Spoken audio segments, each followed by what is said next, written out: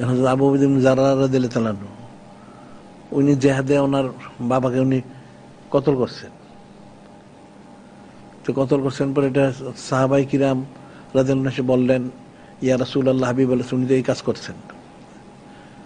তো উনি ওনাকে ডাকান, হ্যাঁ আমি ওনার বক্তব্য বলি, উনি ওনার যেহেতু ওনার বাবা কাফেরের পক্ষে, উনি মুসলমান, অনেকবার ওনার সামনে পড়ছে, ইচ্ছা হলে কতল করতে পারতেন, করেন না, সরে গেছেন বাবা হিসেবে। কিন্তু এমন একটা পরিস্থিতি তৈরি হইলো, সৃষ্টি হইলো ওনার বক্তব্য যে এখন যদি কতল উনি না করেন ওনার বাবাকে, তাহলে অনেক মুসলমান শহীদ হয়ে যাব। মুসলমানের হেফাজতের জন্য এই কাজটা করছেন। তো এই জিনিসটা বোঝা গেল কি, যে ইমানকে প্রাধান্য দিতে হবে। ওনারা কিন্তু ইমানকে প্রাধান্য দিয়া সব বাধ্যা দিচ্ছেন,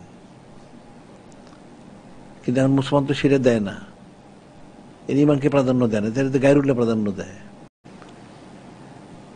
এদের উদ্দেশ্য হল গায়রুল্লাহ।